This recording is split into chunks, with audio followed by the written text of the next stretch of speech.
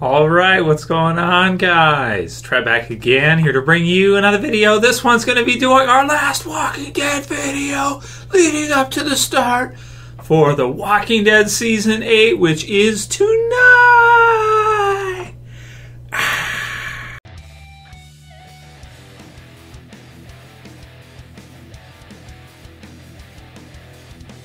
And you know, anytime I'm this excited, I either just got some, or The Walking Dead's on tonight. And in this case, The Walking Dead is on tonight. That's what it is.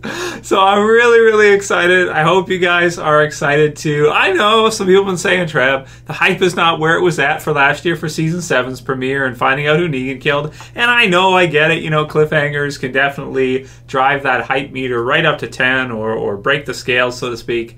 But I'm still excited for tonight's premiere. I'm still excited for Season 8. And now that the time has finally come, and tonight is the night, man, it's just, it's very exciting. You know, as huge, big-time fans of the show for so many years, and I feel like as well, too, you know, even though the show's been on for a really long time, in a way, we get more attached to the characters over time, too. So there's, you know, there's pros and cons to it. Things go on longer.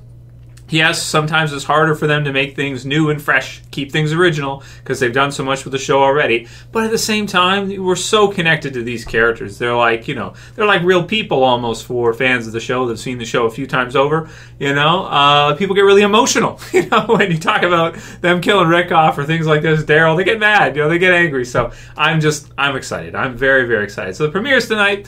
Will Season 8 fix The Walking Dead? So what do we mean? So Jacob Wolf sent this one through. I want to thank Jacob. It's a great question. He says, "Hey Trev, we talk all the time about The Walking Dead not being as popular or watchable for some, and I've on occasion been that person. Being a fan of the comics like you and most of us on here, Season 6 was incredible, and Season 7 was a bit underwhelming with some episodes. Do you think that when the entire all-out war story arc is finished, it'll be way more watchable and add an epic piece to the story? Keep up your vids. Keep them coming, man." So thank you, Jacob. So it's a great question, is whether or not once we get to see All Out War, once we get to see this season in its entirety, if it will kind of fix Season 7, if it will sort of make Season 7 kind of more rewatchable and kind of fit better, because we're used to, you know, Negan and the Saviors having Rick and the others under their thumb, and you know, now we're seeing them kind of rise up or get you know, fight back, so to speak. So yeah, you know, I have faith in Season 8. I have faith tonight that, you know, it's going to be a good premiere. And I have faith that I think Season 8 really will fix The Walking Dead. I think that it will get it back on track. We're going to see lots of action. And I think that maybe, you know, some of the fan backlash could force, you know, Scott and a lot of the other people involved. Of course, he gets a lot of the flack because, of course, he's the showrunner, right? But, you know, everybody involved with the show to really kick it into high gear for us and get things back on track after Season 7. So, you know, and that's one thing, too. After you're doing something for years and years and years, sometimes you can get a bit complacent and you can kind of just do your thing and go through it. You know, and sometimes when you have a huge fan base that's ready to hold your feet to the fire, it'll get the fire going and get things happening. And you know, we're gonna see, man. We're gonna see what they've got for us after all the complaining last year. So I have faith, and you know, I'm excited for tonight. I really think it's gonna turn it around, and I think that, yes, looking back, Season 7 won't seem so bad once we see Season 8. So, yeah, anyway, we won't go into more details about Season 7. We've done lots of videos over the year, this summer especially, you know, giving our thoughts, and a lot of people expressing the things that they didn't like about Season 7. But you know what? There's some fun stuff in it. There's an amazing premiere, a great finale, some really funny stuff with Negan, and I think it'll make a lot more sense, yes, once we see Season 8 go through and we see the fight back. I think Season 7, a lot of it is kind of making sense of why they need to fight back, what life is really like under Negan. We do kind of get to see that, and it kind of all shows that it's just not going to work. You're not going to survive that way. So you got to fight, right? This is why we fight. They got to go for it. So I think they can do it, and I have faith. I think Season 8 will, in fact, fix The Walking Dead and get it back on track. Rohan Bains says, "Hey Trev, just wanted to know your thoughts on exactly what sort of roles you can foresee for Dwight and Eugene in the war. Do you think Dwight supporting the survivors and Eugene staying Stone Cold Negan? And there's a guy in the channel who's got he's got a picture of Stone Cold's face on Negan. It's really funny. So I enjoyed that one. That's a good one. Very clever.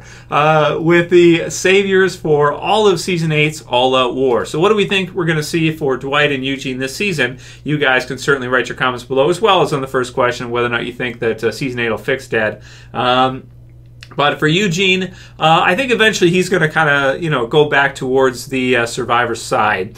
But I think he's going to play both sides. He's going to be Stone Cold Negan for now, Stone Cold Savior Eugene for now. But then once he starts to figure out, like, hey, Rick and the others might win this thing, then he might throw a monkey wrench into the Savior's plans in order to help Rick and the others kind of push through. But a lot of people have speculated that it could be one of his ideas, possibly with this weapon that we've heard of in the description for episode, what is it, 5? 4 or 5. Yeah, 5, I think. Or maybe 4. Maybe it's 4. I gotta look at them again. But you guys get what I'm saying, that maybe he could be responsible for some of the development and the weapons that Negan and the others are going to use during the war. But then I'm thinking after he's Stone Cold Negan for a while, he comes back to the survivor side once he sees they've actually got a chance. So that's what I'm thinking. But I think Dwight may also kind of confront him and let him know that he's playing both sides, and that he thinks that the survivors are going to pull this one out, and he's going to do what he can to help. So I see Dwight staying mostly survivor side, mostly, and maybe here and there just putting on a good act. But I do think that Dwight does want revenge on Negan, and he's willing to risk a bit to go for this, and he may help them, and maybe set things up for them in the war. Sabotage the saviors from, the inside, so to speak, which is a huge advantage for the survivors to have an inside man like that, like a spy. Dwight's like a two-faced spy, yeah. Billie Jean says, "Hey Trev, got one for a Q&A. Not that I want to cause Maggie any more heartache, but do you think that they would ever consider killing Maggie's baby and giving Judith bigger roles in the upcoming seasons?" So you gotta kill the baby. No, I don't think so, bro. But he's judging from the scene in one of the trailers. It looks like we will be seeing her grow up. Would love to hear your thoughts. And by the way, the channel trailer was awesome. So thank you. And if you guys have not seen the channel trailer for Trev's Channel 2, it's in the channel right now. It's in the homepage video. So you can go to my channel. And if you're not subscribed, you get to see it. It's pretty fun, for sure. So, and I use some clips in it here and there as well, too. But no, man, I've mentioned this one before. I think that, baby Herschel's going to be safe. And, I don't foresee any problems with that. I think it's going to be safe. It's going to be good. And no, I don't think that. I think she has been through enough. And I'm looking forward to seeing fans kind of latch on to Maggie more and accept Maggie more as a Walking Dead lead after, of course, the huge event with Glenn's death in Season 7. Jamal Rana says, "Trev, we're all buckled up in our subscribing pants, our like boxers and our like boxers and our share t-shirt." So thank you, Jamal. I appreciate that. I wanted to include that and just say thank you. And thank you to all you guys who are wearing your subscribing pants. I do appreciate it. And thanks for sticking with me through the summer because we're back. Yeah, awesome. James W. says, "Maybe 12 million views tomorrow night. What do you guys think?"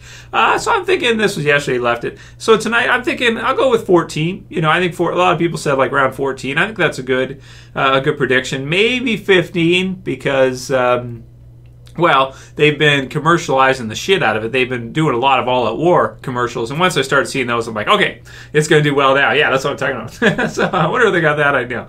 They get that idea from me. But, it's something I complained about for a while. It's like, they're going to do some all-out war stuff. And then they started doing it. It's like, okay, now we're going to get ratings. This is what's going to happen. It's just, guys, it's what sells, man. You gotta show, you're going to have a war. You got to show it, man. Granted, the speeches and the commercials have been a little bit annoying here and there. During Fear and stuff, when you have to watch them like over and over and over and over and over again.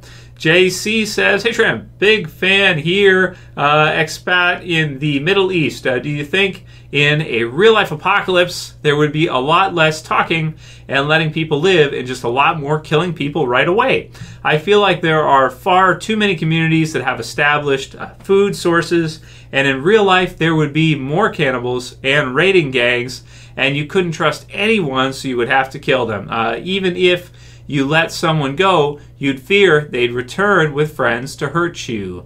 And that's very true. We see that in Fear, for sure. In Fear this season, we saw some good examples of that. I won't spoil anything, but that was really representative. Season 3 of Fear is really representative of what you're talking about, which is extreme scarcity. Once you get to extreme scarcity, it's really hard to be courteous or to be to have your morals kind of keep you in check to do the right thing, and it becomes a lot more chaotic, your behavior and what you're going to do in order to feed yourself and survive.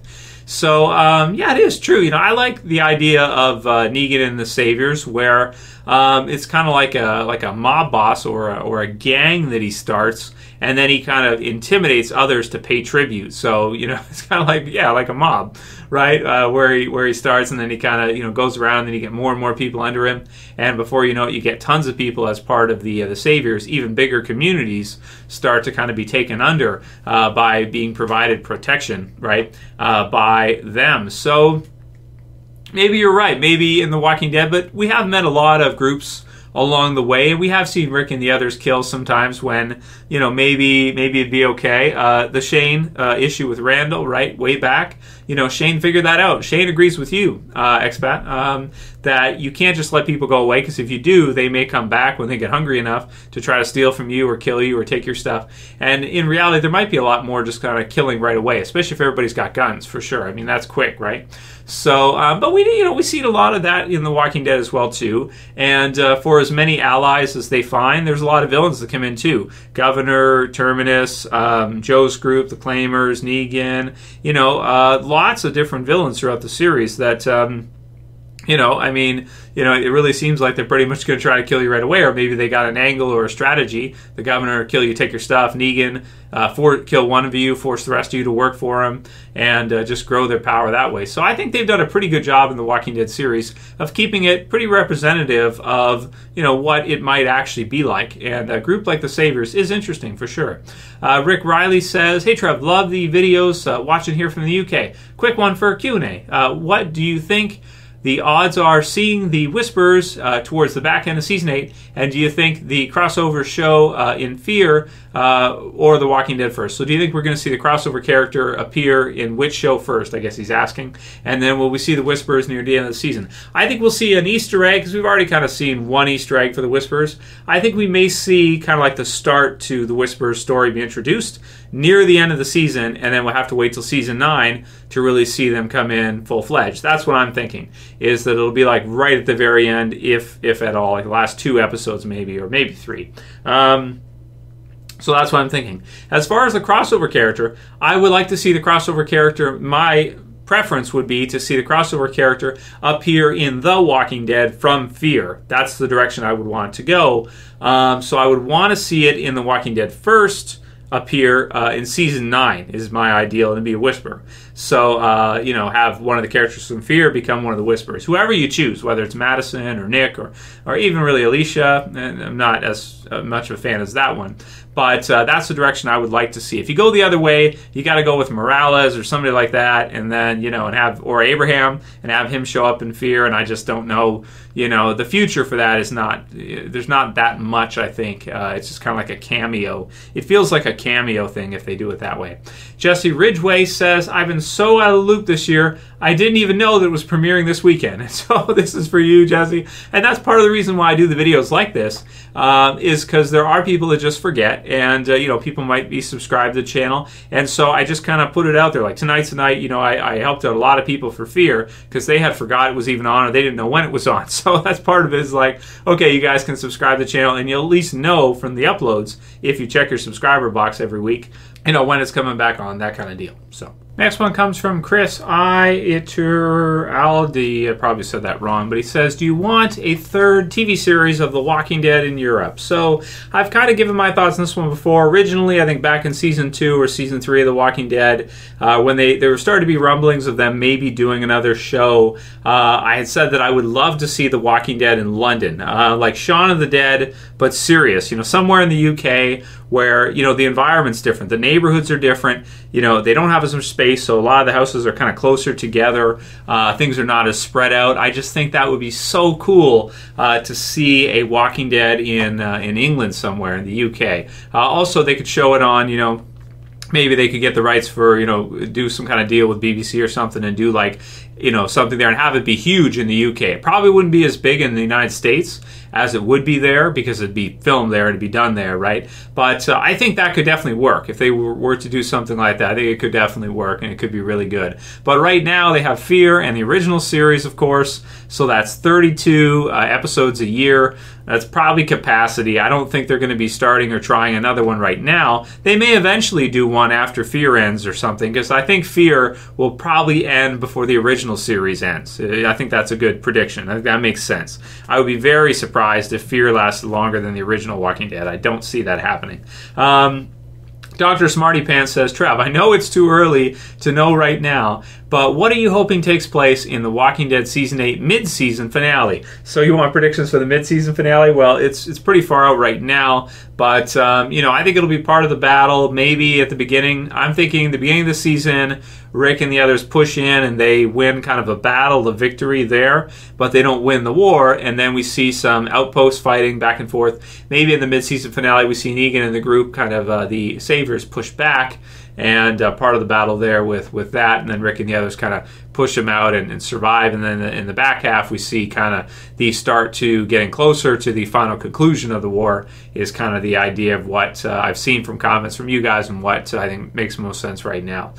Doing all out war in 8 episodes would be tough, but they have covered quite a bit of it from the comics. It's just that they're doing it even bigger in the TV series than they did in the comics. The next question is, Trev, will Jadis be able to redeem herself at all this season along with Eugene and Dwight? So that's from Negan the Awesome Psychopath.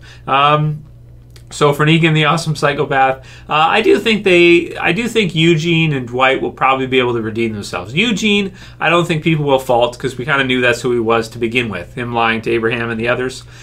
Dwight, yeah, a little bit. I think him helping out now a little bit, but a lot of people do hate him for what happened with Daryl there and kind of the way he's treated Daryl. So, but if he helps them win the war, then people will probably forgive him because that is a huge thing if they're able to oust Negan, so to speak. The part about Jadis redeeming herself, I don't think so. Not unless she agrees to stay out of the war, maybe not surrender, but just to stay out of it. The thing is that the Junkyard Group, they may not have the weaponry that the Saviors or the Survivors have, but they have so much in the way of numbers that you got to think they're pretty crafty too with some of the things they put together that we've seen them use and do. So for them, I don't think she's going to be able to redeem herself unless she agrees to stay out of it. And at best, I don't think she's ever going to be a standout hero type character or anti-hero. I think at best, she can be a neutral villain, so to speak. Next one is also from Negan, the Awesome Psychopath, who says, do you think we'll get battles that weren't in the Walking Dead comic book series in the TV series? He says, such as a battle at the junkyard where Rick and his group attack the place and kill the whole group in the Season 8 episode as revenge for betraying them in Season 7. Man, that would be so cool to see Rick and the others just clean house and kill everybody. But I don't think we're going to see that. That would be an insane episode, though, if they clean the whole damn place out. But there was so many people that I have to think that I don't think that's going to be the way it's going to go. And they may also want to use the Junkyard Group in the future, too, for something. So I really don't think so. I don't think we're going to see Rick and the others clean them out. But as far as your first question, do you think we'll see extra battles? Yeah, I do. I think we will see extra battles. And they should be exciting, man. They should be really exciting. I think this is a good part. If you're going to take one trade or one volume of The Walking Dead and stretch it out to half a season or 10 episodes rather than just 5 episodes like they normally do, that's about the ratio they normally go with, is one trade to 5 episodes. If they stretch it to 10, I think All Out War Part 2 and part of Part 1 as well too is a great place to stretch out. I mean, it's so much fun. It's so exciting. It's like the best story arc in The Walking Dead that there is. So, it makes sense to stretch it out to pretty much the whole season or to quite a while. So we should see other battles in there too. And not just those, but the different subgroups. You've got Simon, you've got different characters that are not in the comics for the Saviors too. So I think they can get more out of it than what's just, you know, the standard usual. Sheldor says, "Hey Trev, love the videos. What episode do you think Morgan will die? Should he die at all?" So you guys know if you watched my death predictions video for the season. If you haven't, you can watch it. It's in the channel. Just go to the channel, type in death predictions in the search. You'll find it. Or maybe I'll put it in the end videos for this so you can check it out after you're done watching this one. So heads up for that. In a minute, you'll see the link for that at the end of this video. So I think it'd probably be episode like 14. You know, they usually do a big death around like 14 or 15. You know, I'd say somewhere around there. Like 14, maybe 15, be like our big season death. I don't think it'd be mid-season finale because he's such a huge character. But they have done characters like Beth in the mid-season finale before too. So we shouldn't say that they never kill off anybody big at that time of the year. They could. It's just usually they have a big death around 14 or 15, somewhere around there. That's a memorable one. So that's my prediction. That's what I would go with. Michael Long says, "Hey Trav, my question. Do you think All Out War will extend through the entirety of the season 8? I feel like it could end mid-season finale, but I would like for it to go through the whole season." So it sounds like from what we're hearing and the descriptions of the first 8 episodes, it sounds like it's probably going to be most of the season, if not the whole season. I did think for a while they might do half a season based on the trade, but it sounds like they're doing it big. It sounds like it's going to be really exciting, and so that I'm very happy to hear. You know, because they could have done it half a season. They did Terminus, the Hunters, pretty quick. Once they left Terminus, the Hunters were like, you know, a couple episodes, they were all dead. So they could have extended that out way longer. So I'm happy to hear they are doing that with All Out War. Anyway, let's wrap it up for today's Q&A, guys. Check out the death predictions if you haven't seen it. Check out the trailer to Trev's Chan 2 Season 8. Thank you guys for sticking with me all summer. Let's get really hyped. Let's get excited. And I will see you guys back tonight, of course, right after the finishing airing of The Walking Dead Season 8 premiere, the 100th episode. Very exciting. Mercy. And leave a comment below. Let me know what you guys think, and I'll see you back again tonight. If you like this video, please thumb it up below. Check out one of the other videos listed here. Share, favorite, subscribing pants, all that good stuff. I'll see you guys again soon. Tonight, as always, this is Trev. I'm saying peace.